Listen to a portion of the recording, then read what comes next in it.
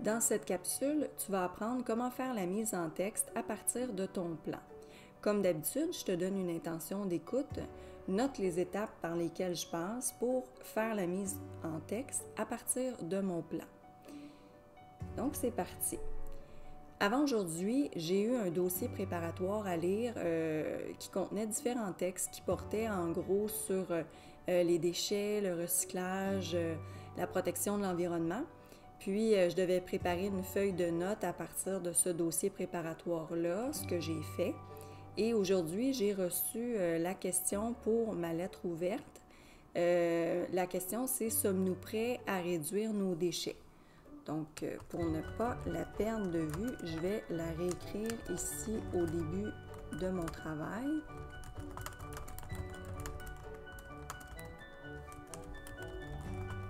OK.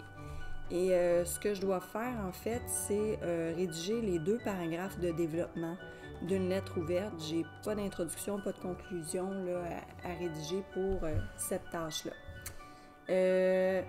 Ensuite, voici ma feuille de notes.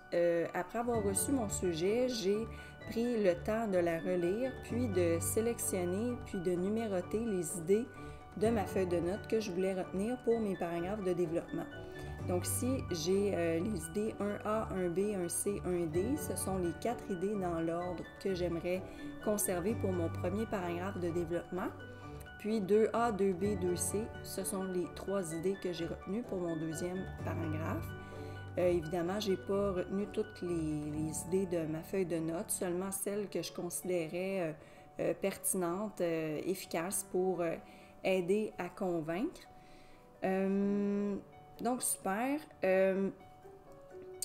Donc, si je reviens à ma question, moi, en fait, ce que j'ai envie de répondre à cette question-là, c'est non. En fait, on n'est pas prêt à réduire nos déchets. Donc, je vais commencer mon paragraphe par ça en nommant ma thèse.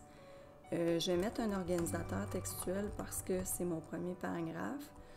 Donc, tout d'abord, il est évident pour moi que nous ne sommes pas prêts à réduire nos déchets.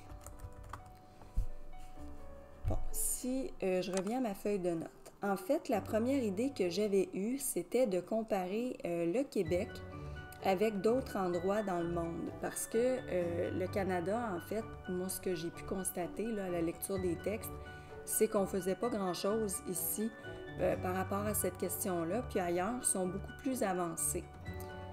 Donc, ce serait ça mon argument. Il est évident pour moi que nous ne sommes pas prêts à réduire nos déchets parce que les initiatives canadiennes sont plus que timides. Bon, c'est une façon polie de dire qu'en fait, on ne fait pas grand-chose. Si je reviens à ma feuille de notes, donc la première idée que je voulais amener, c'était l'idée de Recycle Québec, une campagne de sensibilisation au gaspillage alimentaire. En fait, moi, j'ai retenu cette idée-là parce que je me disais, bon, là, on fait encore des campagnes de sensibilisation, mais on ne fait pas encore d'actions concrètes. Il me semble que c'est pas grand-chose, c'est pas très avancé. Donc là, je viens de dire que les initiatives canadiennes sont plus que timides. Donc, en effet, je vais venir le prouver avec mon premier exemple. Donc, même si Dany Michaud, PDG de Recycle Québec, a mentionné qu'une campagne de sensibilisation au gaspillage alimentaire était planifiée. Donc, je reviens à mon idée. Il n'en reste pas moins que nous n'en sommes qu'à l'étape de la prise de conscience. Donc, on n'est pas dans l'action. Puis, donc sur ma feuille de notes, là, je vais m'en venir avec 3 exemples d'endroits où on en fait plus qu'ici. Donc, je pourrais établir le lien avec mes prochaines idées comme ça. Nous n'en sommes qu'à l'étape de la prise de conscience, alors que d'autres endroits dans le monde sont déjà passés à l'action. Voilà. OK. OK, donc j'ai nommé mon exemple, puis j'ai nommé, dans le fond, c'était quoi le lien de cet exemple-là avec mon argument. Donc, je démontre que c'est timide parce qu'on n'est pas encore dans l'action. OK, je reviens à ma feuille de notes. Donc, ça, c'est fait. L'idée 1B, la France a banni les sacs depuis 2016. Donc là, j'amène un nouvel exemple. Donc, ça me prendrait soit un connecteur ou une formule de transition. Je pourrais mettre, bon, prenons simplement l'exemple de la France qui a banni. Le premier jet de mon paragraphe est rédigé. Donc, j'ai parlé de ça, oui, ça aussi, ça aussi, ça aussi. OK. Maintenant, je serais rendue à réviser le contenu de mon paragraphe. Donc, réviser son contenu. La première chose que je dois faire dans ma révision, c'est de m'assurer que tout au long de mon paragraphe, je respecte toujours mon intention d'écriture, la question qu'on m'a donnée. Donc, ma question, c'est: sommes-nous prêts à réduire nos déchets? Je dis tout d'abord, il est évident pour moi que nous ne sommes pas prêts à réduire nos déchets. Donc, j'ai ma thèse liée à ma question, ça va. Parce que les initiatives canadiennes sont plus que timides. Donc, ça, c'est mon argument. Ça doit être au début de mon paragraphe, puis c'est lié à la question qui a été posée. Donc, dans mon paragraphe, je dois démontrer que le Canada n'en fait pas assez. J'ai en premier, un premier exemple qui dit qu'au Canada, on fait des petites initiatives. Donc, ça va dans le sens de mon argument. Ensuite, j'ai la France, qui est un exemple qui démontre que la France en fait plus que nous. Après ça, j'ai l'exemple de l'Italie qui démontre la même chose. Puis après ça, je parle de San Francisco qui en fait aussi plus que nous. Et je termine avec un espèce de petit résumé qui dit que tous ces pays-là ont vraiment pris les choses en main, alors que nous, c'est pas le cas, on devrait s'inspirer d'eux. OK, donc je pense que j'ai respecté mon intention tout au long du paragraphe. Maintenant, je dois lire le reste de mon paragraphe pour regarder est-ce que j'ai oublié des éléments dans mon paragraphe. Donc, des éléments de contenu, peut-être des connecteurs, je vais voir.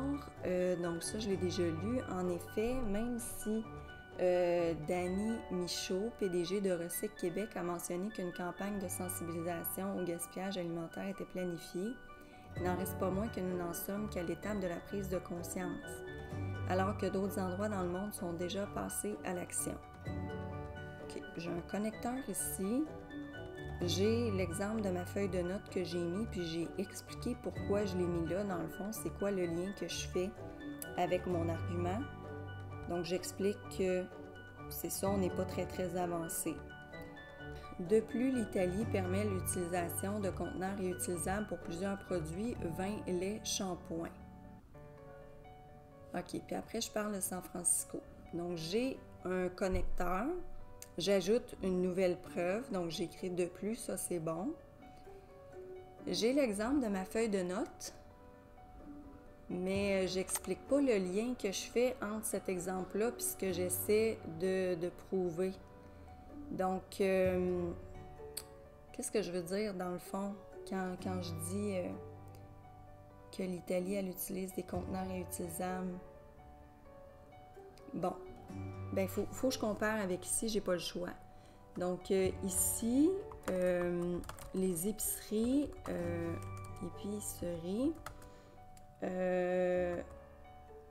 acceptent les contenants de la maison, mais pas toutes.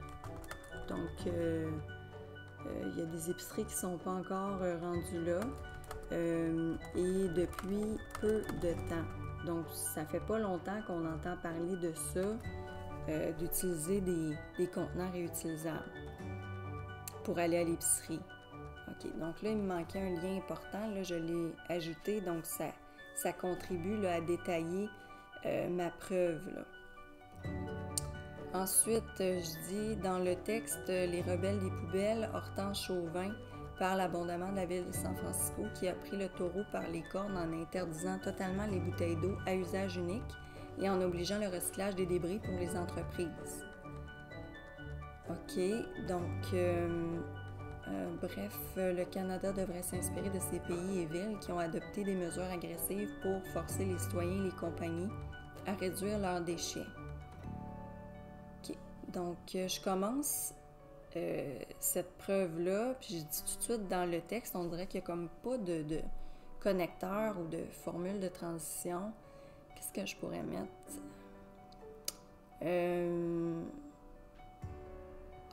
Ben, je connais l'expression « quand on se compare, on se console ». Tu sais, depuis le début, là, je compare tout le temps le Canada avec d'autres endroits dans le monde. Puis d'habitude, quand on se compare, on se console parce qu'on se dit, ben, on est quand même mieux qu'ailleurs. Mais là, c'est drôle, c'est comme le contraire. Fait que je pourrais dire, quand on se compare, on ne se console pas toujours.